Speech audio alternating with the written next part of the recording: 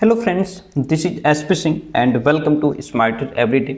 तो प्यारे दोस्तों, सीटेट दिसंबर 2025 या यूं कहें कि जनवरी 2026 जिसकी डेट आपको आजकल में मिल ही जाएगी, नोटिफिकेशन आने वाला है। तो इसी एग्ज़ाम को टारगेट करते हुए हम लोग जो सीटेट के प्रीवियस ईयर क्वेश्चन पेपर्स हैं उनको हल कर रहे हैं। सीडीपी पोर्शन हम लोग हल कर रहे हैं। आज ये जो सामने आप क्वेश्चंस देख पा रहे हैं, ये जो परीक्षा आपकी 17 जनवरी 2023 को हुई थी, सेकंड पेपर, ये उसी क्वेश्चन पेपर के क्वेश्चंस हैं जिनको आज हम लोग हल करेंगे। ठीक है, इससे पहले जितने भी हमने पीवाईक्यूज करवा दिए हैं, प्लेलिस्ट पूरी बनी हुई है, वहाँ से आप सभी पीवाईक्यूज को देख सकते हैं। ठीक है, और हम क्वेश्चंस को बहुत डीप समझाते हैं, एक एक ऑप्शन को क्लियर करते हैं, कठिन शब्दों को समझाते हैं। तो यदि आप हमारी क्लासेस अटेंड करते हैं तो डेफिनेटली आप सीटेट को पहली बार में ही क्रैक कर पाएंगे। आइए, पहला क्वेश्चन आपके सामने कहता है कि विकास के बारे में निम्न में से कौन सा कथन सही है। डेवलपमेंट के बारे में कौन सा स्टेटमेंट है जो करेक्ट है, ये आपको इसमें ढूंढना है। विकास एक समान होता है, क्या ये बात विकास के बारे में सही है कि जो डेवलपमेंट है वो यूनिफॉर्म होता है? नहीं, विकास एक समान नहीं होता। इस पर आनुवंशिकता का प्रभाव पड़ता है, एटमॉस्फेयर का प्रभाव पड़ता है, और जिस प्रकार का बच्चे का लालन पालन हो रहा है, पालन पोषण हो रहा है, ठीक है, उसकी पारिवारिक स्थिति क्या है, इन सब चीज़ों का प्रभाव पड़ता है। तो विकास एक समान नहीं होता, ये ऑप्शन कट जाएगा। विकास बिल्कुल अप्रत्याशित होता है, अनप्रेडिक्टेबल होता है, यह भी स्टेटमेंट गलत है, क्योंकि विकास के बारे में हम कुछ ना कुछ थोड़ा बहुत तो प्रेडिक्ट कर ही सकते हैं। विकास के बारे में पहले हम थोड़ी बहुत भविष्यवाणी कर सकते हैं। जैसे बच्चे को देखते ही हम लोग बता देते हैं, जब बच्चा थोड़ा सा 3-4 महीने का होता है तो हम लोग बताने लगते हैं, या घर में हमारी माताएं बताने लगती हैं कि ये बच्चा 8 महीने में चल जाएगा, या ये बच्चा 10 महीने में चलने लग जाएगा, या ये तो जल्दी नहीं चलेगा, ये तो बहुत ढीला ढाला बच्चा है ना। तो इस बारे में, विकास के बारे में थोड़ा बहुत प्रेडिक्शन हम लोग कर सकते हैं। कहते हैं ना कि पूत के पाँव जो है कि पालने में ही दिख जाते हैं। तो वो क्या है कि एक विकास के बारे में थोड़ी बहुत पहले से हम भविष्यवाणी कर देते हैं कि ये बच्चा कैसा होगा। ओके, तो यह भी इसके बारे में गलत है, हमें सही ढूंढना है। विकास में व्यक्तिगत विभिन्नताएं होती हैं, ये बात बिल्कुल सही है। There are individual differences in the development. जो हमारा विकास है, इस पर व्यक्तिगत विभिन्नताएं होती हैं, क्योंकि हम सभी एक दूसरे से विभिन्न हैं, अलग हैं, विशेष हैं, है ना। हमारे अंदर अलग अलग विशेषताएं हैं, और इसका रीज़न होता है हमारी आनुवंशिकता, जो हमें गुण हमारे पेरेंट्स से मिले हैं, जिस प्रकार के एटमॉस्फेयर में हम पल रहे हैं, बढ़ रहे हैं, जैसी हमारी शिक्षा है ना, उस हिसाब से हम सब के डेवलपमेंट में अंतर आ जाता है।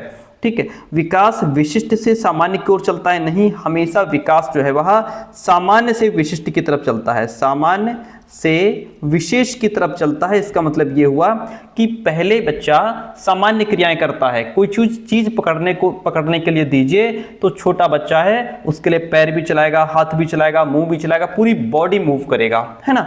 लेकिन वही बच्चा जब धीरे धीरे बड़ा होता है तो वो समझ जाता है मुझे इसको हाथ से पकड़ना है, फिर धीरे धीरे उसके लिए वो फिंगर्स का यूज करने लगता है कि हाँ, अब मुझे एक विशेष अंग और वो है फिंगर्स, जिसके लिए वो प्रयोग करना सीखता है। तो पहले सामान्य क्रिया कर रहा था। जैसे बच्चे को जब हम पेंसिल पकड़ने के लिए देते हैं पहली बार, तो पूरे हाथ से अपनी 5 उंगलियां यूज करता है पेंसिल को पकड़ने के लिए, तो ये हो गई सामान्य क्रिया। लेकिन बाद में धीरे धीरे वो समझ जाता है कि मुझे इसके लिए सिर्फ 2 फिंगर और एक अंगूठे का यूज करना है, सिर्फ 3 फिंगर का यूज करना है, तो वो हो गया विशेष, कि अब मुझे इस विशेष 3 ही उंगलियों का यूज करना है। तो वो सामान्य से विशेष की तरफ बच्चा चलता है, विशेष से सामान्य की ओर कभी नहीं जाएगा। ये भी स्टेटमेंट गलत है। राइट क्या हो गया? फर्स्ट का सी ऑप्शन हमारा राइट हो जाएगा। सेकंड क्वेश्चन आपके सामने, क्वेश्चन कहता है कि स्कूलों में मिड डे मील यानी कि भोजन की व्यवस्था से छात्रों का बेहतर पोषण और स्वास्थ्य सुनिश्चित हो सकता है। बात सही है, और इसीलिए मिड डे मील चलाया भी गया था कि बच्चों को, जो गरीब बच्चे हैं, जो वंचित समूह से आए बच्चे हैं, उनको विद्यालय में ही बेहतर पोषण दिया जाए, है ना, उनको अच्छा भोजन दिया जाए, जिससे उनका स्वास्थ्य अच्छा रहे। ठीक है, अच्छी बात है, बढ़िया बात है। ऑप्शन ए बिल्कुल करेक्ट है हमारा, कोई शक नहीं। पर्यावरणीय कारक किसी व्यक्ति को आकार देने में कोई भूमिका नहीं निभाते। क्यों नहीं निभाते भाई? जिस प्रकार के एटमॉस्फेयर में, जैसा पर्यावरण में बच्चा रहेगा वैसा ही तो बनेगा। कहता है क्योंकि विकास केवल आनुवंशिकता से निर्धारित होता है। नहीं नहीं, विकास आनुवंशिकता और पर्यावरण दोनों से निर्धारित होता है। हमारे डेवलपमेंट पर हमारी आनुवंशिकता और हमारे पर्यावरण दोनों का प्रभाव पड़ता है, दोनों का मिश्रण होता है एक डेवलपमेंट, एक व्यक्तित्व। ये ऑप्शन पूरी तरह से गलत है। सेकंड पूरी तरह से गलत है, पहला सही, यानी कि ए सही आर गलत। ए सही है आर गलत है, इसमें कोई बहुत ज़्यादा समझने की चीज़ है नहीं। क्वेश्चन कहता है कि सामाजिकरण की द्वितीयक संस्था के रूप में स्कूल का क्या प्रमुख उद्देश्य है। यानी कि जो विद्यालय है वह सामाजिकरण की द्वितीयक संस्था है, सेकेंडरी है, ठीक है। और हमारा घर परिवार, हमारा जो घर परिवार है वह प्राथमिक संस्था है समाजीकरण की, जहाँ से बच्चा समाज के व्यवहार सीखता है, समाज के नियम सीखता है ना। तो अब इसमें सामाजिकरण की द्वितीयक संस्था के रूप में स्कूल का क्या उद्देश्य है। बच्चे को घर से अलग कर देना, नहीं, बच्चे को घर से अलग कर देना ये सामाजिकरण की द्वितीयक संस्था स्कूल का काम नहीं है। बच्चे की घर में सीखी बातों को पूर्ववत करना, undo the learnings children had at home, उनको बिल्कुल एज इट इज करना, नहीं, ये भी बात गलत है। बच्चों द्वारा घर में सीखी गई बातों का खंडन करना, क्या आप खंडन करेंगे। या फिर परिवार का विस्तार जिससे बच्चे की परिचित चीज़ों को आगे बढ़ाया जा सके, ये बात बिल्कुल सही है कि यहाँ पे जो विद्यालय है जो अपनी भूमिका निभा रहा है, तो परिवार का विस्तार, बच्चा जो कुछ सीख करके आया है, जो कुछ समझ करके आया है, आप क्या करेंगे, उसको आगे बढ़ाएंगे। क्या करेंगे, आगे बढ़ाएंगे। तो स्कूल को सामाजिकरण यानी कि सोशलाइजेशन की द्वितीयक संस्था कहा जाता है, ठीक है, क्योंकि ये परिवार के बाद बच्चे को समाज के नियम, समाज के मूल्य क्या हैं, है ना, आदर्श क्या हैं, व्यवहार क्या हैं, ये सब सिखाने वाला एक इम्पॉर्टेंट प्लेस होता है विद्यालय। इसका उद्देश्य क्या होता है कि बालक को परिवार से अलग करना या घर में सीखी बातों को मिटाना नहीं है, बल्कि परिवार में जो भी मूलभूत मूल्य हैं, जो भाषा है, संस्कृति है, जो हैबिट्स बच्चे ने सीखी हैं, उनको और ज़्यादा इम्प्रूव किया जाए, उन्हें बड़े स्तर पर जो है उसको डेवलप करना है। तो स्कूल बच्चों को परिवार से आगे ले जा करके बड़े समाज की अपेक्षाओं के अनुरूप तैयार करता है। जैसे सहयोग, एक दूसरे का सहयोग करना, अनुशासन में रहना, है ना, सामाजिक उत्तरदायित्व तो क्या है हमारे, हमारी रिस्पॉन्सिबिलिटीज़ क्या हैं, हम उनको समझें, इन सब चीज़ों को आगे बढ़ाना है, ना कि ये सब, ठीक है। Option D is the right one in this question. आगे बढ़िएगा। अगला प्रश्न जीन पियाजे के द्वारा लिया गया क्वेश्चन है, जीन पियाजे से। जीन पियाजे के सिद्धांत में इस प्रक्रिया को क्या कहते हैं, किस प्रक्रिया को कहता है कि जब कोई बच्चा मौजूद स्कीमा के संदर्भ में नई वस्तुओं या घटनाओं को देखता है, यानी कि जो स्कीमा उसके अंदर बना हुआ है उसी के तौर पर वो, उसी के आधार पर वो दूसरी चीज को समझता है, इसको क्या कहते हैं। पहले दोस्तों इसको एसिमिलेशन कहते हैं, इसको समावेशन कहते हैं, कि जो स्कीमा उसके अंदर बना हुआ है। जैसे पहले बच्चे ने घोड़ा देखा था तो घोड़े का स्कीमा उसके अंदर फिट है कि एक घोड़ा किस तरीके का होता है ना, जो है कि भूरे कलर का या येलो कलर का होता है, 4 पैर होते हैं, पूंछ होती है ना, इस तरीके से घोड़े का स्कीमा उसके दिमाग में फिट था। अब उसने देखा एक दिन ऊंट, और वो उसको देख करके ही बोला ये देखो घोड़ा जा रहा। तो वो जो पहले से स्कीमा उसके अंदर फिट था, उसी के संदर्भ में उसने नई वस्तु को देखा, उसी के संदर्भ में, उसी के आधार पर उसने नई चीज को समझा। पहली बार ऊंट को देख करके वो घोड़ा कह देगा कि ये देखो घोड़ा जा रहा, तो ये क्या है, जो स्कीमा उसके अंदर मौजूद है उसी के आधार पर उसने नई चीज को देखा और उसको जाना समझा, परिवर्तन नहीं किया है, सिर्फ उसी के आधार पर देखा। ये समावेशन हो जाएगा, ये एसिमिलेशन हो जाएगा, ठीक है। बाकी ऑप्शन संगठन और संविधान, आइए इसको हम डीप में समझाते हैं। तो ये बात समझ गए, एसिमिलेशन यानी कि पूर्व ज्ञान को नए ज्ञान के साथ जोड़ लेना, आत्मसात करना, एसिमिलेशन या समन्वयन। और अगर पूर्व अनुभव में परिवर्तन करेगा बच्चा तब फिर अकोमोडेशन कहलाएगा, ठीक है। आगे बढ़ेंगे। और संगठन हमसे पूछ रहा था, संगठन, ये देखिए संगठन क्या होता है।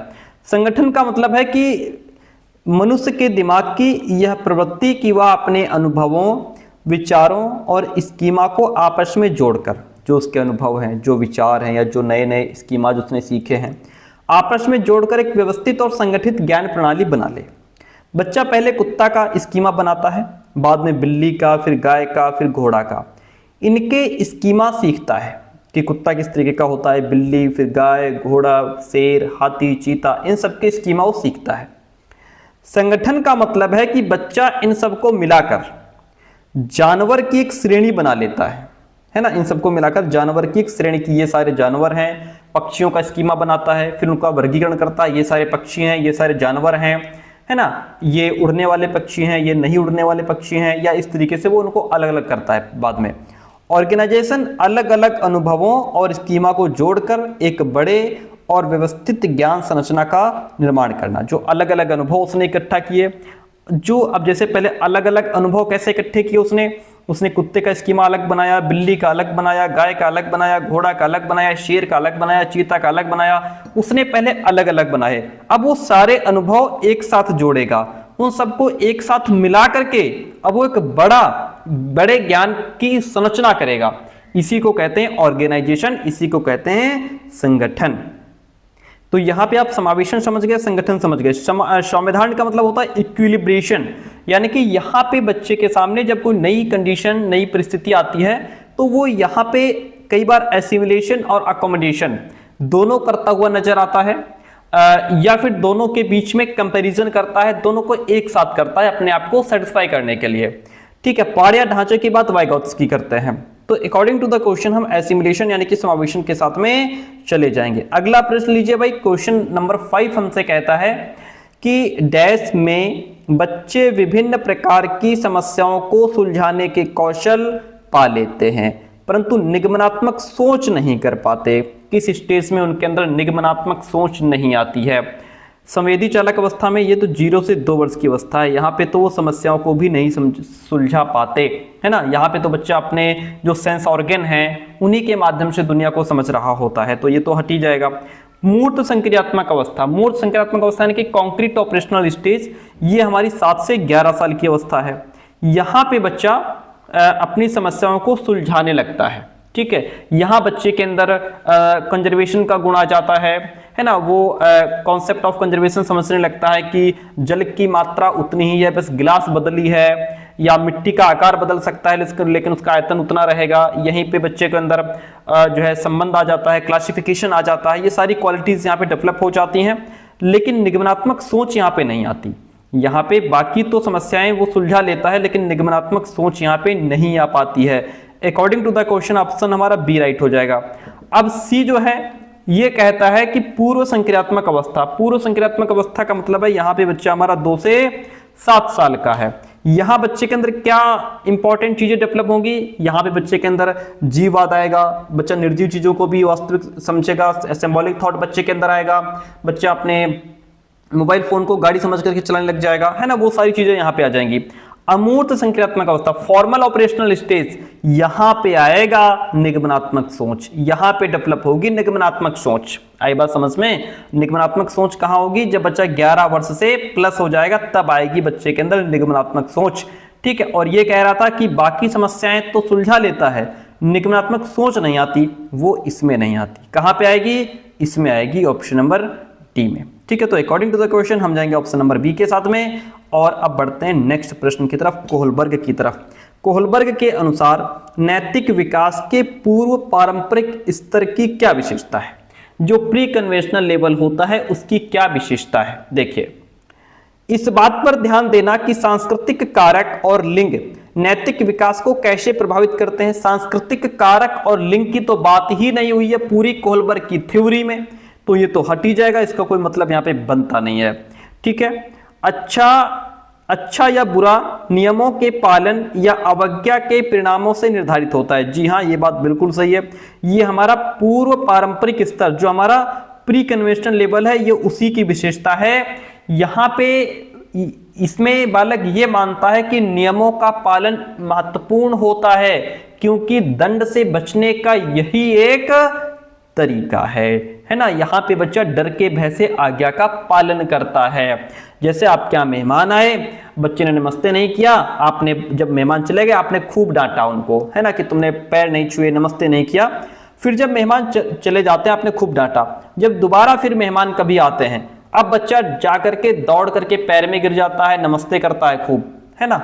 अब जो है कि अब वो बच्चा ऐसा नहीं कि वो आज्ञा का पालन कर रहा है, बहुत अच्छा बच्चा हो गया है, बड़ा संस्कारी बच्चा हो गया, ऐसा नहीं है। अब वो दंड के भय से, जिसके भय से, डर के भय से आज्ञा का पालन कर रहा है, क्योंकि उसको पता है कि बेटा अगर मेहमान चले जाएंगे फिर उसके ऊपर क्या बीतने वाली है। इस मजबूरी में बेचारा मेहमानों के पैर पड़ रहा है, जाकर के नमस्ते कर रहा है। ठीक है, क्यों? क्योंकि वो उसे पता है कि नियमों का पालन करेंगे तो फिर हमें अवज्ञा के परिणामों से निर्धारित होता है, यानी कि नियमों का पालन उसकी मजबूरी बन जाता है यहाँ पे। ठीक है, यही हमारा राइट आंसर हो जाएगा।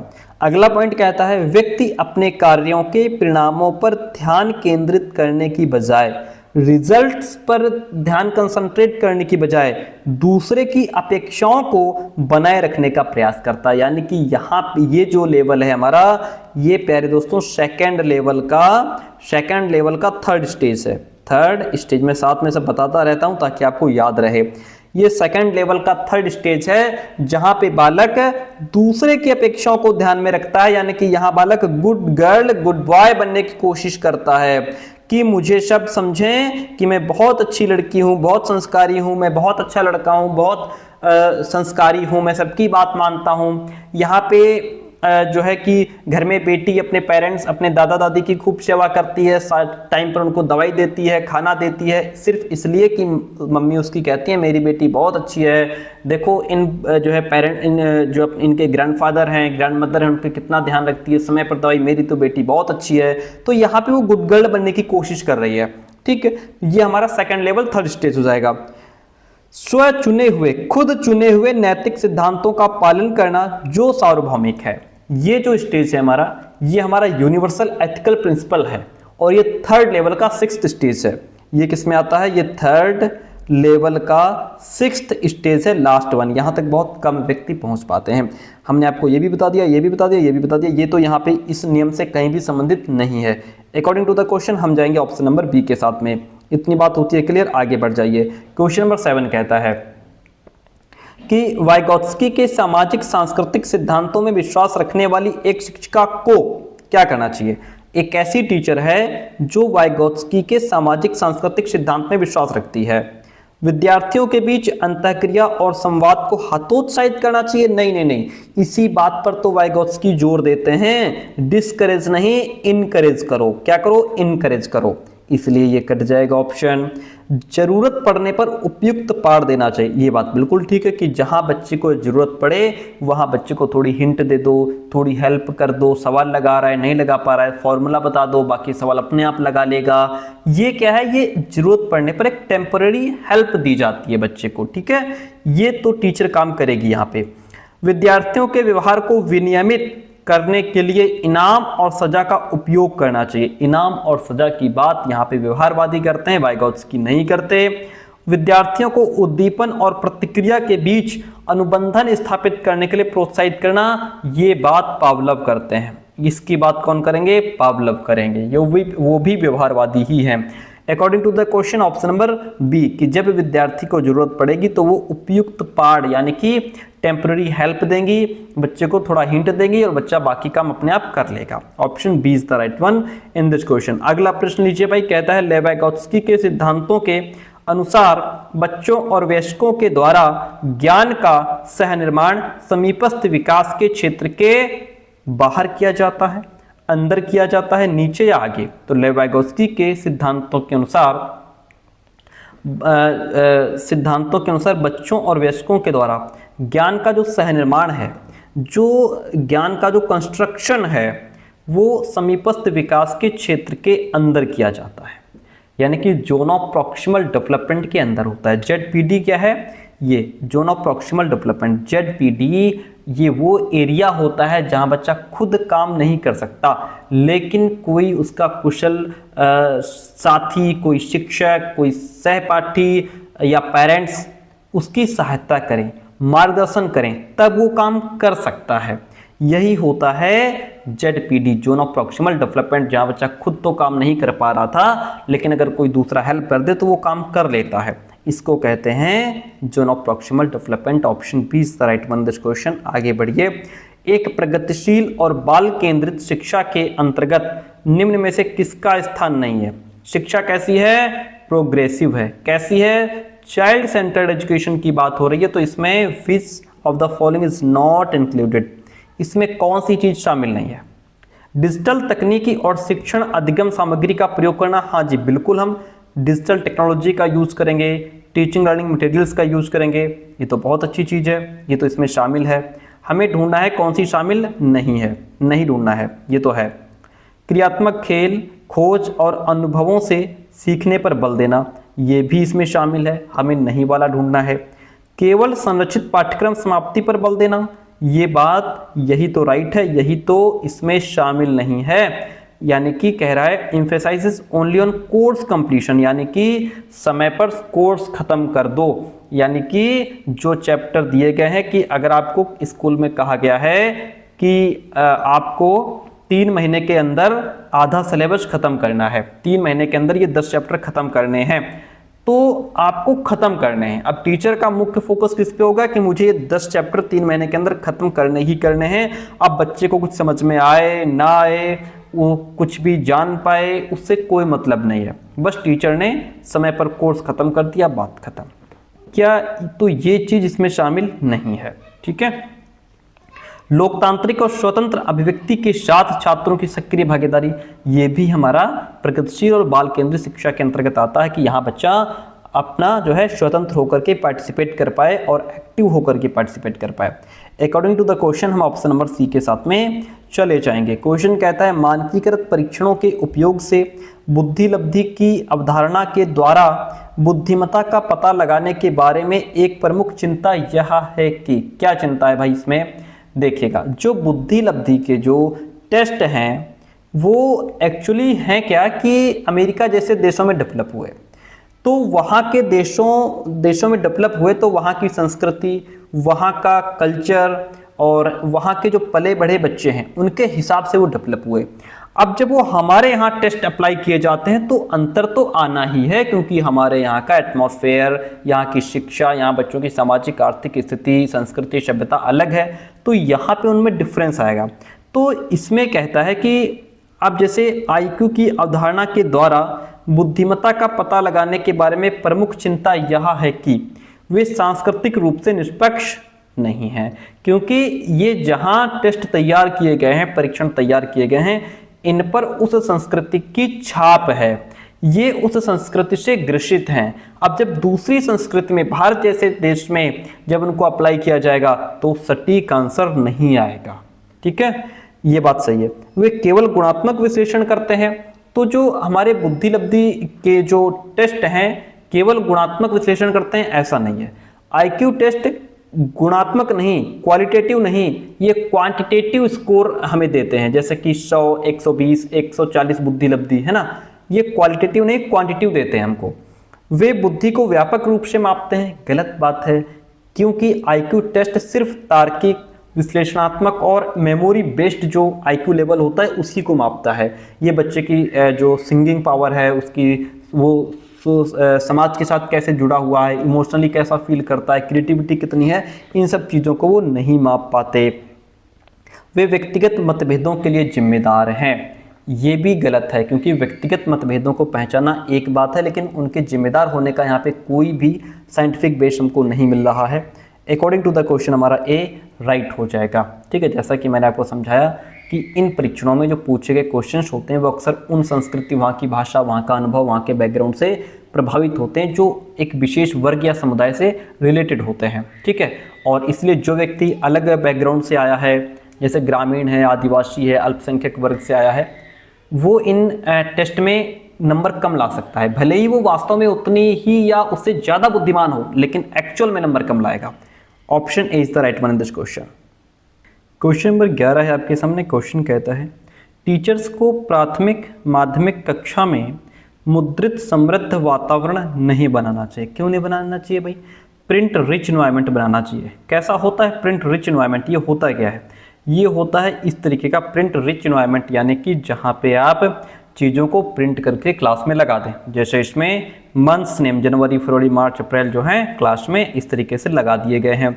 अब बच्चा अगर खाली भी बैठा है तो भी उसकी नज़र कहाँ है? फरवरी पे, मार्च पे, अप्रैल पे, है ना। तो वो बैठा बैठा भी इनको नहीं कुछ तो दिमाग में दौड़ाएगा, है ना, तो वो सीखेगा, ठीक है। और अब जैसे यहाँ पे 1 से लेकर के 100 तक काउंटिंग, 1 से 100 तक गिनतियाँ लिखी गई हैं। ये क्या है? जिराफ है, ठीक है। और who, what, where, why, when, how, do, इनका मतलब बच्चा समझेगा। ठीक है, और ये देखें नीचे अलग चीज़ें लगाई गई हैं पेपर कटिंग करके, यहाँ पे अलग है, यहाँ पे अलग है। तो ये क्या है, ये प्रिंट रिच एनवायरनमेंट है, जहाँ हम जो भी बच्चों को सिखाना चाहते हैं प्रिंट करके उसको लगा दिया। अब बच्चा नहीं कुछ तो उसको धीरे धीरे बैठ कर रिवाइज ही कर रहा है। तो ये तो जरूर होना चाहिए, हमें ऐसा ही वातावरण तैयार करना चाहिए। ये कह रहा है कि नहीं होना चाहिए, नहीं होना चाहिए, हम तुम्हारी बात तो मानेंगे नहीं, इसको काट दो भाई। भाषा का विकास एक जन्मजात क्षमता है, नहीं नहीं नहीं, ये भी बात गलत है। देखिए हम जैसे कि भाषा की जो क्षमता है हमारे अंदर, भाषा की जो क्षमता है वो तो जन्मजात है, वो तो जन्मजात है, तभी तो हम भाषा सीख पाते हैं। लेकिन भाषा का डेवलपमेंट जन्मजात है, ये गलत बात है। डेवलपमेंट तो हम जिस प्रकार के एटमॉस्फेयर में आएंगे, जिस समाज में हम जन्म लेगा बच्चा, वहीं की तो भाषा सीखेगा। जिस प्रकार के एटमॉस्फेयर में रहेगा वहां की भाषा को वो सीखेगा।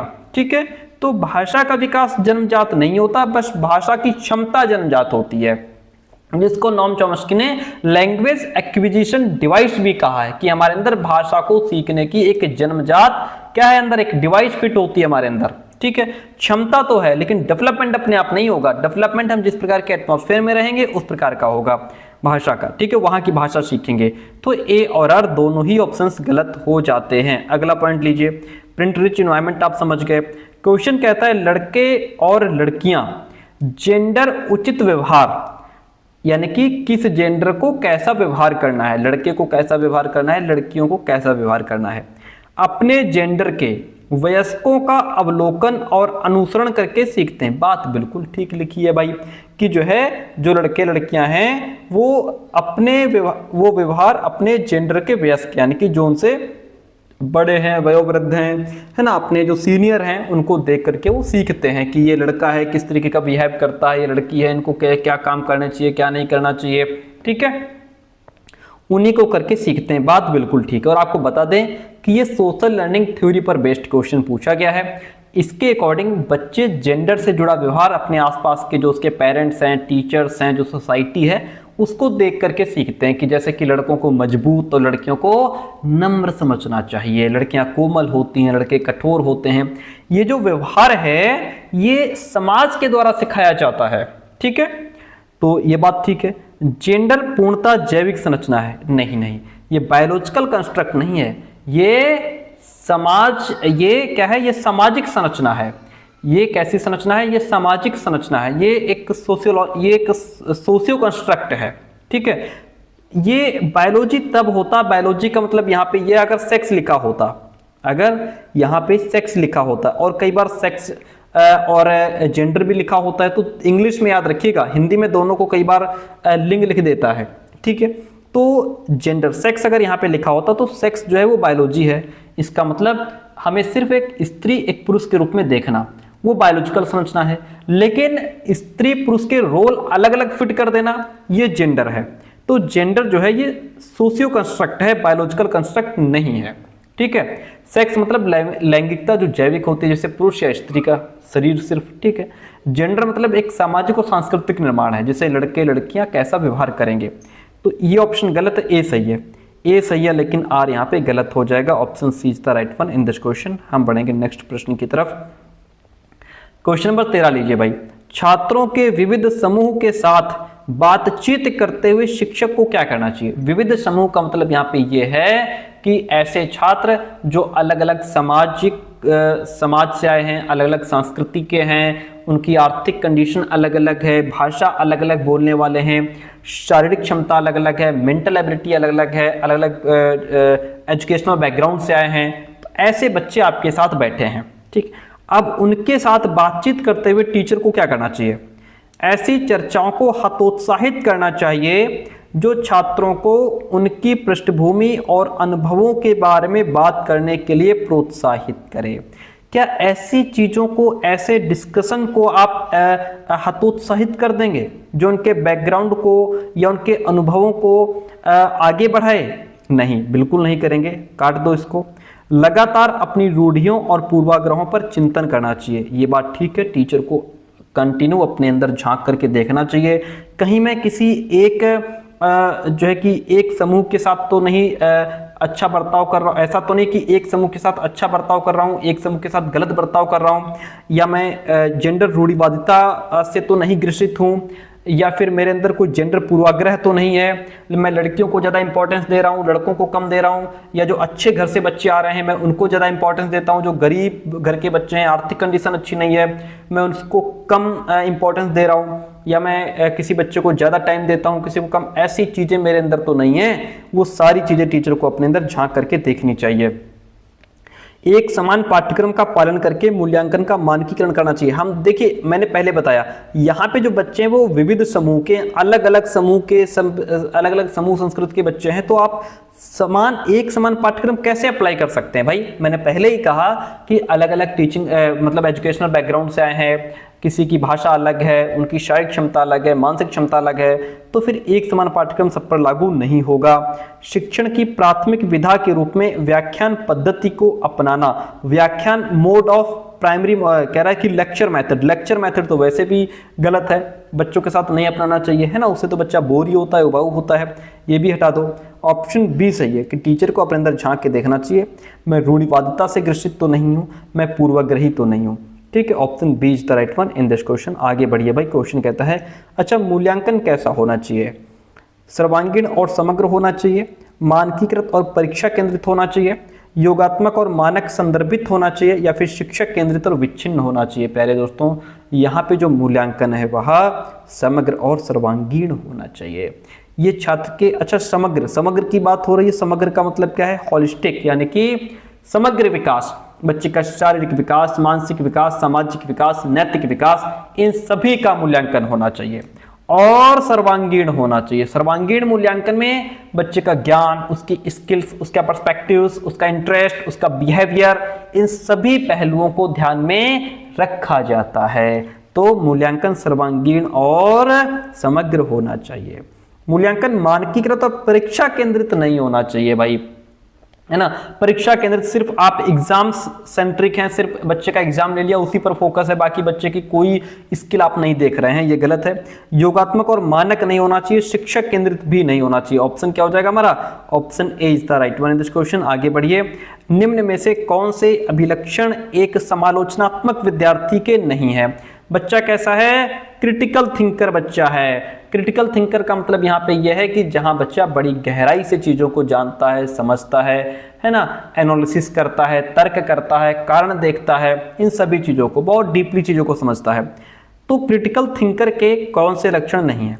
खुली मानसिकता और जिज्ञासु प्रवृत्ति होती है, तो बहुत अच्छी बात है, ये तो समालोचनात्मक सोच का एक प्रमुख लक्षण माना गया है। ऐसा विद्यार्थी जो होता है ओपन माइंडेड होता है, वो नई बातें जानने के लिए हमेशा ओपन रहता है, क्वेश्चंस करता है, सवाल पूछता है, जिज्ञासु बहुत होता है, चीज़ों को जानना चाहता है। ये क्या है? ये क्रिटिकल थिंकर की विशेषता है ना।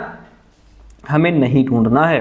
आंख बंद करके निर्देशों का पालन करना, ये समालोचनात्मक सोच वाले बच्चे का लक्षण नहीं है कि वो क्या करे, आंख बंद करके किसी भी चीज पर भरोसा कर ले कि जैसा टीचर ने बता दिया वैसा हाँ में हाँ मिला ली, बात खत्म, है ना। अरे जो बच्चा समालोचनात्मक सोच वाला होता है वो चीज़ों को बिना जांचे परखे स्वीकार नहीं करता, वो तर्क करता है, कारण पूछता है, एनालिसिस करता है ना। तो यहाँ पे नॉट की बात हो रही है, ये जो है आंख बंद करके निर्देशों का पालन करना समालोचनात्मक विद्यार्थी का लक्षण नहीं है। स्पष्टीकरण के लिए प्रश्न पूछना बहुत अच्छी बात है। ऐसा विद्यार्थी जो क्लैरिफिकेशन के लिए क्वेश्चंस पूछता है, डाउट्स क्लियर करता है, ऐसा बालक चीज़ों को गहराई से समझना चाहता है, तभी तो क्वेश्चन पूछ रहा है। स्रोतों की विश्वसनीयता का आकलन, कहने का मतलब है कि क्या सही है, क्या यह सटीक है, क्या ये पक्षपाती तो नहीं है ना। जो भी रिलायबल चीज़ें हैं, विश्वसनीयता है, उसका वो आकलन करता है, उसके सोर्सेज का आकलन करता है, स्रोतों को भी जांचता है वो, है ना। तो इस तरीके से ये सारी विशेषताएं समालोचनात्मक विद्यार्थी की हैं। आंख बंद करके निर्देशों का पालन करना ये समालोचनात्मक विद्यार्थी का लक्षण नहीं है। निम्न में से क्या एक समावेशी कक्षा जिसमें प्रत्येक बच्चे की विशिष्ट जरूरतों के अनुरूप लचीले अधिगम में सहायक है? लचीले अधिगम में कौन सी चीज है जो सहायक है? बेहद मानकीकृत पाठचर्या, हाईली स्ट्रक्चर्ड कैरिकुलम, जो हाईली स्ट्रक्चर्ड कैरिकुलम है क्या वो लचीले अधिगम में सहायक है? नहीं नहीं नहीं, ये जो बेहद मानकीकृत पाठचर्या होती है ये सबके लिए एक जैसी पाठचर्या होती है, सबके लिए समान पाठ्यक्रम होता है। जबकि समावेशी शिक्षा में कोई बच्चा तेज सीखने वाला है, कोई मंद सीखने वाला है, किसी की भाषा अलग है, सभ्यता अलग है, संस्कृति अलग है, अलग अलग बैकग्राउंड से आए हैं, तो सबके लिए एक जैसा पाठ्यक्रम आप नहीं अपना सकते। ये हमेशा नेगेटिव होता है, ध्यान रखिएगा, है ना। और मानकीकृत आकलन वही बात है, यहाँ भी मानकीकृत क्या है, स्टैंडर्ड क्या है, नेगेटिव है। आप सबके लिए मानकीकृत आकलन यानी कि सबको एक ही तरीके से नहीं आंक सकते, सबको एक ही डंडे से नहीं आंक सकते आप, ठीक है। और सीखने का सार्वभौमिक अभिकल्प, ये ऑप्शन आपका राइट हो जाएगा, जिसको हम UDL कहते हैं। इसका मतलब क्या है, ये एक लचीला ढांचा होता है, फ्लेक्सिबल होता है, जो सभी प्रकार के छात्र, चाहे वो विकलांग हो, मेधावी हो, धीमा सीखने वाला हो, इन सब की ज़रूरतों को ध्यान में रखता है, ठीक है। इसमें अलग अलग तरीक़ों से पढ़ाया जाता है, बच्चों को सिखाया जाता है, अलग अलग तरीके से मूल्यांकन करने की व्यवस्था भी होती है। समावेशी शिक्षा के लिए ये सर्वोत्तम विकल्प माना गया है। एक समान और योगात्मक मूल्यांकन, एक समान सबका मूल्यांकन हम नहीं कर सकते। बच्चे अलग अलग, समावेशी कक्षा में अलग अलग तरीके के बच्चे होते हैं, तो उनके लिए अलग अलग तरीके से मूल्यांकन करने की व्यवस्था भी होती है। ऑप्शन क्या है, ऑप्शन हमारा सी राइट हो जाएगा। और हम बढ़ेंगे नेक्स्ट प्रश्न की तरफ। अगला प्रश्न लीजिए भाई, कहता है विविध शिक्षार्थियों के समूह में टीचर्स को बहुसांस्कृतिक शिक्षा का अभ्यास किस तरह करना चाहिए। अच्छा, बहुसांस्कृतिक शिक्षा का मतलब क्या होता है? जो बहुसांस्कृतिक शिक्षा होती है इसका उद्देश्य होता है कि जो सांस्कृतिक विविधता है, कि भाई आपकी क्लास में हिंदू का बच्चा भी है, मुस्लिम का भी है, सिख का भी है, ईसाई का भी है, तो अलग अलग संस्कृति से आए हैं, उनकी डाइवर्सिटी को आप एक्सेप्ट कीजिए, सभी बच्चों को सम्मान दीजिए, सबको अवसर दीजिए, आप पूर्वाग्रह और भेदभाव से बचिए। तो ऐसी बहुसांस्कृतिक शिक्षा का अभ्यास किस तरह करना चाहिए?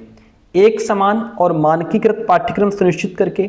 देखिए बच्चे यार, वही फिर बात है, बहुसांस्कृतिक शिक्षा है, विविध शिक्षार्थी हैं, यानी कि अलग अलग जगह से बच्चे आए हैं, तो उनके लिए हम एक समान पाठ्यक्रम नहीं अप्लाई कर सकते। एक समान फिर आ गया, हम नहीं अप्लाई कर सकते। बच्चों की सांस्कृतिक पृष्ठभूमि के आधार पर अलग अलग संकाय बना करके, यानी कि हम बच्चे को क्या करें, अलग अलग सेक्शंस में भी डिवाइड नहीं कर सकते, क्योंकि अलग अलग संस्कृति के बच्चे हैं भाई।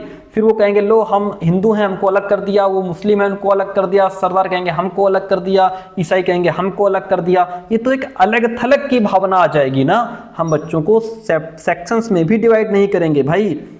कक्षा का ऐसा लोकाचार बनाकर जहां हर बच्चा अपनेपन की भावना महसूस करे। वेरी गुड, यही तो बात है कि अलग अलग प्रकार के विद्यार्थी हैं, सबकी संस्कृति अलग अलग है, लेकिन आप एक ऐसा वातावरण तैयार कीजिए जहां बच्चे को अपनेपन की भावना महसूस हो, किसी को भी यह ना लगे कि हमारे साथ कोई भेदभाव हो रहा है। उदाहरण के तौर पर यदि आप क्लास में त्योहार टॉपिक पढ़ा रहे हैं, तो त्योहार का टॉपिक पढ़ाते समय सिर्फ हिंदू के त्योहारों की बात ना करें, सिर्फ मुस्लिम के त्योहारों की बात ना करें, सिर्फ सिख के त्योहारों की बात ना करें। आप होली दिवाली की भी बात कीजिए, आप ईद की भी बात कीजिए, आप क्रिसमस की भी बात कीजिए, आप गुरु पर्व की भी बात कीजिए। इन सभी का महत्व बताइए। सिर्फ एक धर्म या एक रिलीजन या एक संस्कृति के त्योहारों की बात ना कीजिए, नहीं तो बच्चों के अंदर एक अलग थलग की भावना आएगी। सबको साथ मिलाकर चलना है तो सबके त्योहारों की बात कीजिए। ऑप्शन डी राइट हो जाएगा, तभी आप क्लास में सबको एक साथ जोड़ पाएंगे। सुनीता एक ही गति काम को कई बार दोहराती है। रिपीटेशन का गुण आ गया भाई, रिपीटेटिव। खूब समझाया मैंने, हर क्लास में समझाया मैंने। इसीलिए मैं बार बार कहता हूं कि यदि आप मेरे सारे वीडियोज जो मैं PYQ करवा रहा हूं 2024 तक जितने एग्जाम हुए हैं, यहां से लेकर के हम आपको लेकर के चलेंगे 2011 तक। टाइम लगेगा लेकिन लेके चलेंगे, क्योंकि बीच में क्लास थोड़ा ड्रॉप हो गई ड्यू टू हेल्थ इशू, और इधर फिर से हम लोग कंटिन्यू कर रहे हैं। और ऐसा नहीं है, एक हर एग्जाम के 2 पेपर होते हैं, फर्स्ट और सेकेंड, दोनों की CDP में करवा रहा हूँ। तो एक ये मान के चलिए एक भी क्वेश्चन आपका आउट नहीं जाएगा यदि आप पूरी CDP हमारी पढ़ाई हुई पढ़ लेंगे तो, ठीक है। तो अब देखिए, अब जैसे ये चीज़ मैं कई बार बता चुका हूँ, आपको ये सोच लीजिए कि जुबान पर हर एक चीज़ जुबान पर रट जाएगी तोते जैसे, इतना डीप आप समझ जाएंगे। जितने PYQ हम करवाएंगे 2024 से लेकर 2011 तक सारे PYQ कर लीजिए, आपका CDP में 30/30 मार्क्स आप गेन कर पाएंगे। आई बात समझ में? ठीक है। और यहाँ से CDP से फिर आपका जो हिंदी CDP है, जो सामाजिक विज्ञान CDP है या साइंस की है, उसमें भी तो आपको हेल्प मिल रही है। आइए क्वेश्चन देखते हैं। सुनीता एक ही गति काम को कई बार दोहराती है। रिपीटेशन का गुण कहाँ आता है बच्चे के अंदर? और उसे दोस्त बनाने में भी बहुत कठिनाई होती है, जबकि वह चीज़ों को बहुत बारीकी से परखने की समझ रखती है। ये किसका उदाहरण है? ये प्यारे दोस्तों ऑटिज्म का उदाहरण है, जिसको हम ASD कहते हैं, ऑटिज्म स्पेक्ट्रम डिसऑर्डर कहते हैं।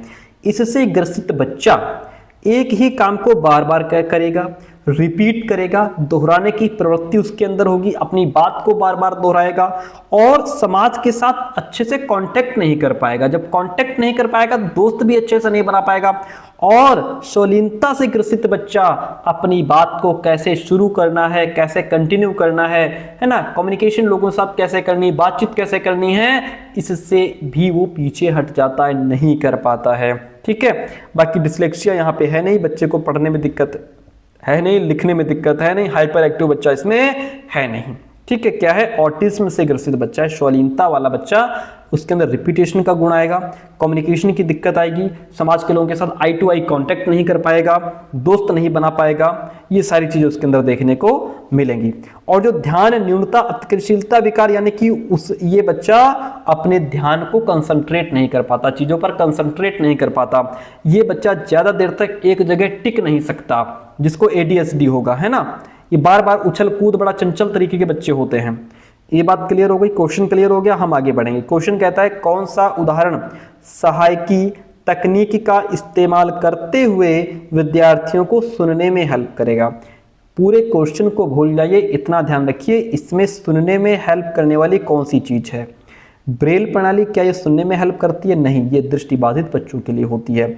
छड़ी, वॉकिंग स्टिक तो टहलने के लिए हेल्प करती है, सुनने में थोड़ा दिक्कत करती है, बोलती थोड़ा है कि इधर चलो उधर चलो। साउंड एम्पलीफायर, साउंड एम्पलीफायर जो है ये सुनने में हेल्प करेगा। चश्मा देखने में हेल्प करता है, बोलता थोड़ा ना है ना। तो ध्वनि प्रवर्धक जो है सुनने में हेल्प करेगा। क्वेश्चन पूरा पढ़िए, उसमें से एक मेन पॉइंट उठा लीजिए, उसी के बेस पे आंसर दे दीजिए। 20 नंबर क्वेश्चन आपसे कहता है निम्नलिखित में से रचनात्मकता की महत्वपूर्ण विशेषताएं क्या हैं? यानी कि जो बच्चा क्रिएटिव है, जिसके अंदर क्रिएटिविटी है, उसकी क्या विशेषताएं हैं? देखिए, जिसके अंदर क्रिएटिविटी होगी उसके अंदर डाइवर्जेंट थिंकिंग होगी। सर, डाइवर्जेंट थिंकिंग का मतलब बच्चा एक ही प्रॉब्लम को कई तरीके से हल करने की कोशिश करेगा, एक प्रॉब्लम के कई सारे सॉल्यूशन निकालने का प्रयास करेगा। ठीक है। और विचारों की मौलिकता होगी उसके अंदर। विचारों की मौलिकता का मतलब क्या होता है कि उसके अंदर नए नए विचार आएंगे, अलग तरीके के विचार आएंगे, अनोखे तरीके से सोचने की क्षमता उसके अंदर होगी। ठीक है। फ्लेक्सिबिलिटी होगी उसके अंदर, लचीलापन होगा, यानी कि अलग अलग पर्सपेक्टिव से सोचने की क्षमता होगी। एक ही समस्या के कई हल निकाल पाएगा वो बच्चा, है ना। अब सारी सोच यहाँ पे कन्वर्जेंट थिंकिंग नहीं होगी, क्योंकि जो ये कन्वर्जेंट थिंकिंग का मतलब होता है कि आप जो है वो एक प्रॉब्लम को, किसी प्रॉब्लम को एक ही तरीके से हल करने की सोचेंगे, यानी कि किसी भी समस्या का एक ही उत्तर आपने ढूंढ लिया, बस उसी पर आप अटक गए। ठीक है। ये क्रिएटिविटी नहीं है। तो अब सारी सोच इसमें से हट जाएगा, बाकी सही है। तो इसमें 1 2 3 सही है, 1 2 3 हमारे राइट हो जाएंगे। आगे बढ़िए। क्वेश्चन कहता है प्रभावशाली अधिगम के लिए शिक्षकों को सुनिश्चित करना चाहिए कि शिक्षण गतिविधियां कैसी होनी चाहिए। अगर आपको अपनी टीचिंग इफेक्टिव बनानी है तो क्या करना चाहिए? विद्यार्थियों के पूर्व ज्ञान पर आधारित हो और उसे आगे बढ़ाएं। बात तो बहुत अच्छी लिखी है कि आप जो अब नया टॉपिक पढ़ा रहे हैं वो प्रीवियस टॉपिक से या प्रीवियस नॉलेज से संबंधित होना चाहिए, रिलेट होना चाहिए। प्रीवियस नॉलेज पर बेस्ड आप जो है नया नॉलेज दीजिए बच्चे को। केवल पाठ्यपुस्तक के ज्ञान की पुनरावृत्ति पर केंद्रित हो, केवल पाठ्यपुस्तक पर केंद्रित नहीं होना चाहिए, असंदर्भित नहीं होना चाहिए, संदर्भित होना चाहिए। यानी कि जो भी टॉपिक आपको पढ़ाया जा रहा है, यदि वह आपके टॉपिक से रिलेट नहीं करेगा, आपके कॉन्टेक्स्ट से रिलेट नहीं करेगा, तो हमारे किसी काम का नहीं। जो भी हमको पढ़ाया जा रहा है वो हमारे कॉन्टेक्स्ट से रिलेटेड होना चाहिए। असंदर्भित नहीं, संदर्भित होना चाहिए। बेहद जटिल चीजें पढ़ाएंगे आप? क्या कहाँ की बात कर रहे हो? क्या बेहद जटिल चीजें बच्चे को समझ में आएंगी? नहीं, ये भी हटा दो। यानी अगर आपको अपनी टीचिंग को इफेक्टिव बनाना है तो आप वो पढ़ाइए जो बच्चों के प्रीवियस नॉलेज पर बेस्ड हो, उसी को फिर आप आगे बढ़ाइए। ठीक है, option A is the right one in this question. आगे बढ़ेंगे। आप लोग हमारी क्लासेस को लाइक नहीं करते, शेयर नहीं करते, कोई बात नहीं, पढ़ते रहो, लाइक शेयर तो हो ही जाएगा। ठीक है, हालांकि कर दिया करो, अच्छा लगता है।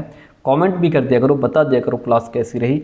बच्चों में वैकल्पिक अवधारणाएं, वैकल्पिक जो अल्टरनेटिव कॉन्सेप्शंस का मतलब क्या होता है सर? पहले तो इसको समझो।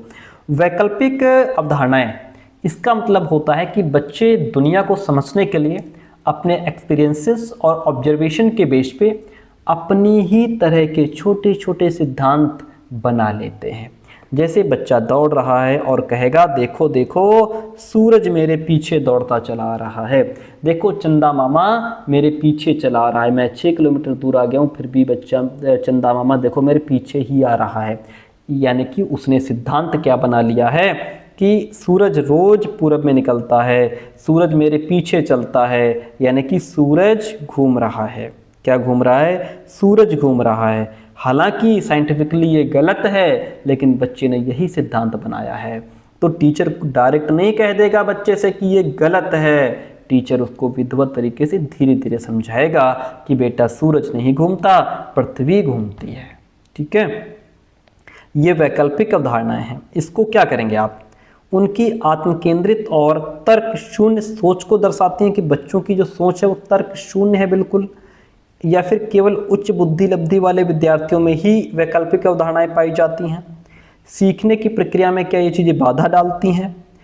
उन्हें आप दंडित करेंगे, या बच्चों की अपने आसपास की घटनाओं के बारे में बनाए गए सहज सिद्धांतों को दर्शाती हैं? जी हाँ, ये बात बिल्कुल सही है।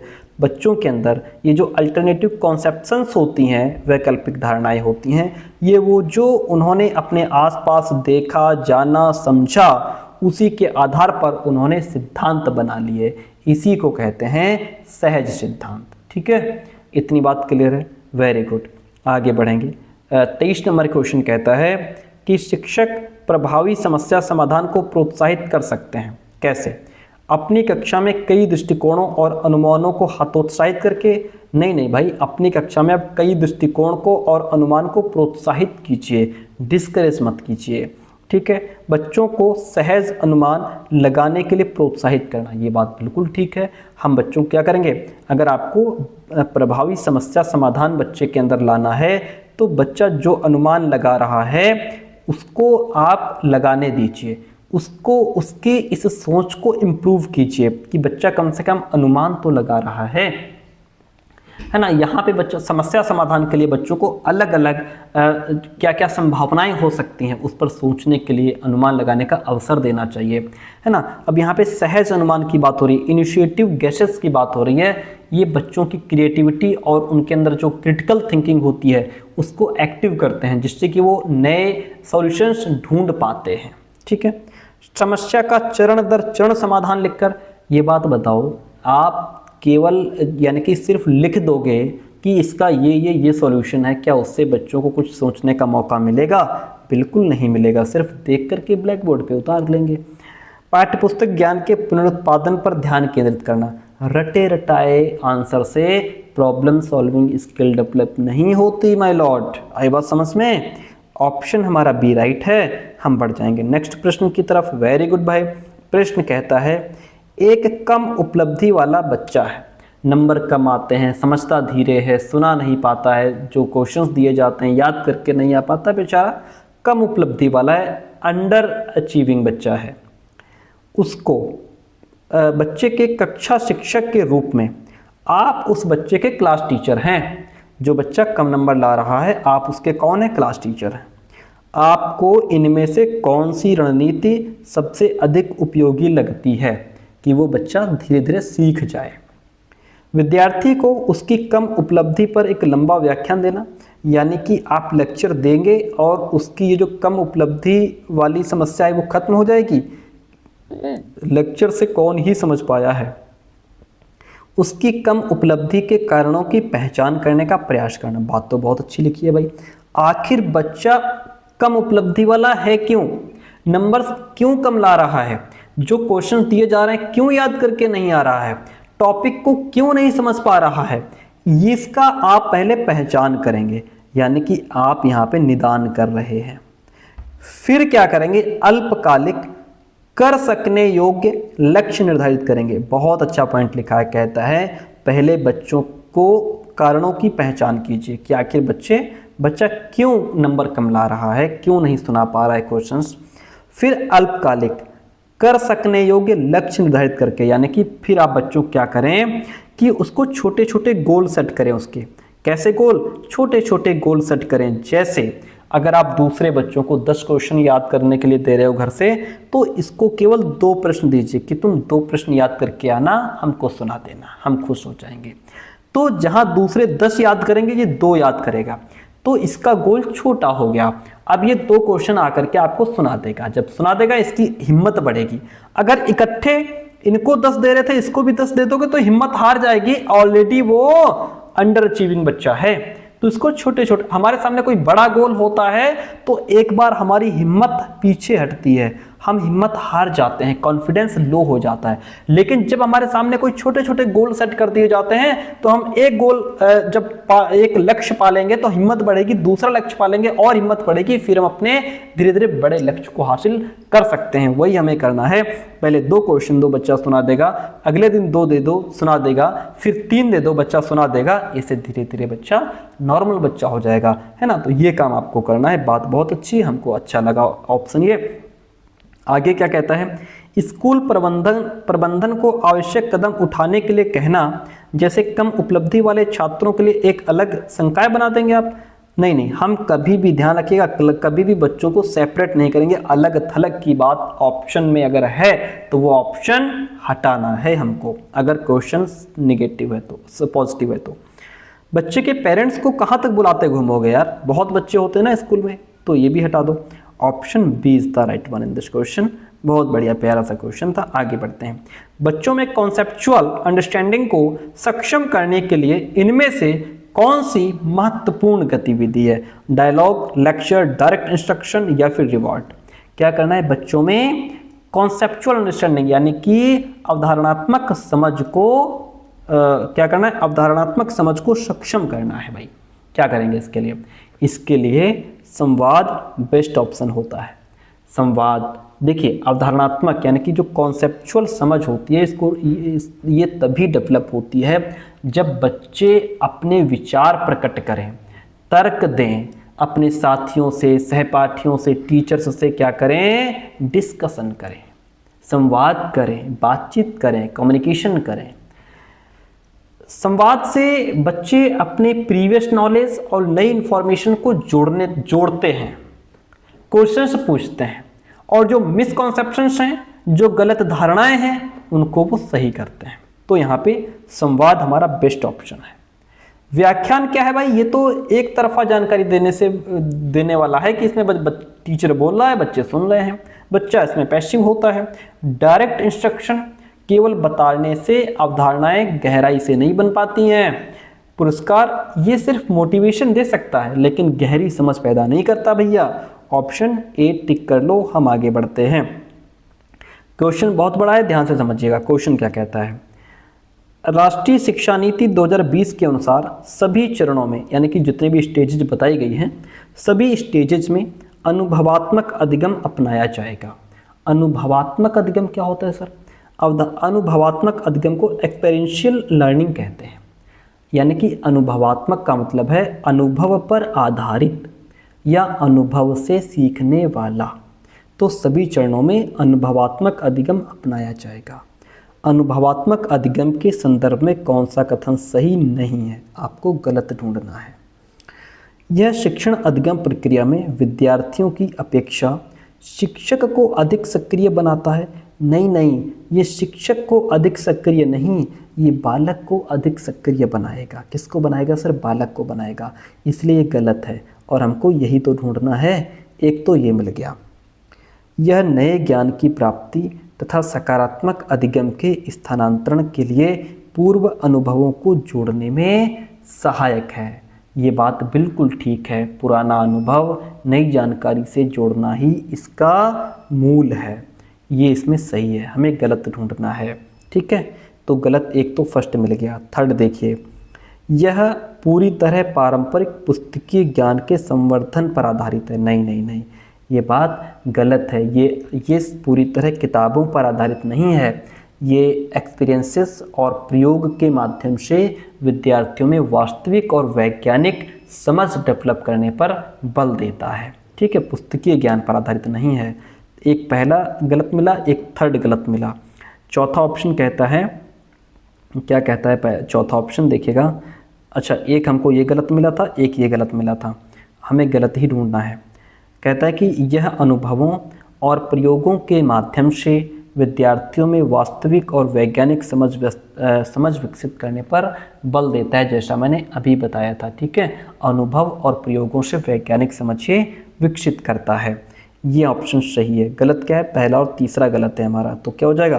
पहला और तीसरा गलत है। ये ऑप्शन बी राइट हो जाएगा। पहला और तीसरा गलत है, यही हमको ढूंढना था। ठीक है, आगे बढ़ते हैं, अगला प्रश्न लेते हैं। क्वेश्चन कहता है 27 नंबर, निम्नलिखित में से कौन सी भावना सार्थक सीखने की प्रक्रिया को सुगम बनाती है? देखिए, सार्थक, दहशत, पैनिक। अगर बच्चा दहशत में है, डर में है, भय है, उसके अंदर पैनिक है बच्चा, क्या वो बढ़िया सीख पाएगा? क्या उसकी ये मीनिंगफुल लर्निंग हो पाएगी? नहीं हो पाएगी, कभी नहीं हो पाएगी अगर बच्चा पैनिक है तो।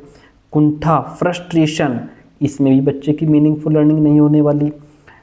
चिढ़, अगर बच्चा इरिटेट हो रहा है तो क्या बच्चा मीनिंगफुल लर्निंग कर पाएगा? नहीं। हाँ, अगर बच्चे के अंदर उत्तेजना है, बच्चे के अंदर एक्साइटमेंट है, तो बच्चा मीनिंगफुल लर्निंग कर पाएगा, उसकी सार्थक सीखने की प्रक्रिया सुगम हो पाएगी। ठीक है, सार्थक सीखने के लिए बालक में एक सकारात्मक मानसिक उत्तेजना या उत्साह होना जरूरी है। ये जिज्ञासा, बच्चे के कंसंट्रेशन और जो लर्निंग मोटिवेशन है उसको बढ़ाने का काम करता है। Option D is the right one in this question. 28 number question कहता है, बच्चे किस प्रक्रिया से बेहतर सीखते हैं?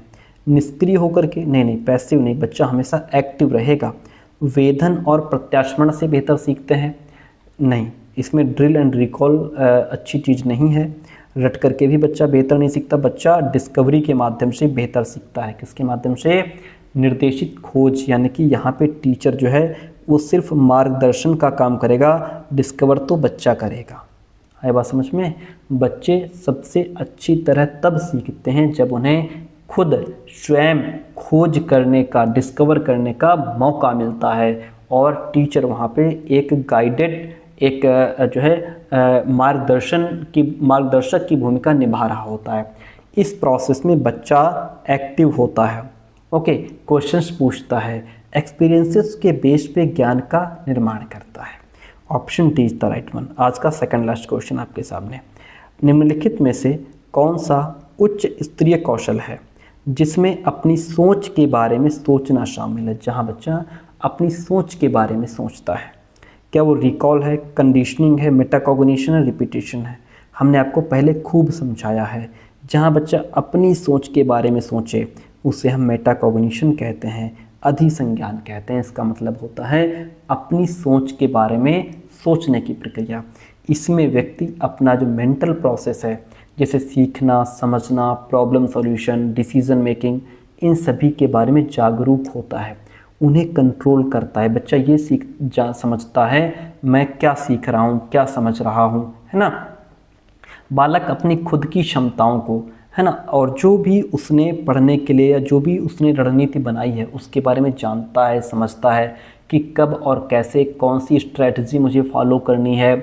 इसमें व्यक्ति या बालक अपनी सोच और जो उसकी जो लर्निंग एक्टिविटीज़ हैं उनकी वो खुद प्लान करता है, योजना बनाता है, उनको ऑब्जर्व करता है, खुद मूल्यांकन करता है अपना, है ना, और अगर ज़रूरत पड़े तो उसमें वो बदलाव भी करता है। जैसे परीक्षा की तैयारी करते समय ये बच्चा सोचता है कि किस सब्जेक्ट में मुझे ज़्यादा मेहनत करनी है और कौन सी स्ट्रेटजी है जो मुझे अच्छा रिजल्ट दे रही है, मुझे उसमें क्या बदलना पड़ेगा, है ना। और पढ़ते समय इसमें क्या करता है कि खुद से बच्चा पूछता है कि जो पढ़ा हूँ मैं वो मुझे समझ में आ रहा है कि नहीं आ रहा है, मेरे लिए क्या सही है क्या गलत है ना, कौन सा टॉपिक कठिन है, मुझे किस पर ज़्यादा ध्यान देना चाहिए। तो ये बच्चा अपने ऊपर काम करता है ना, अपने अंदर झांक के देखता है। शिक्षक बच्चों को आंतरिक रूप से मोटिवेट होने के लिए क्या कर सकता है? आंतरिक रूप से यानी कि इंट्रिंसिक मोटिवेशन की बात हो रही है। अनुबंधन के तरीकों का प्रयोग, देखिए अनुबंधन के तरीकों का प्रयोग जो है ये बाहरी है, एक्सट्रिंसिक मोटिवेशन है, ठीक है।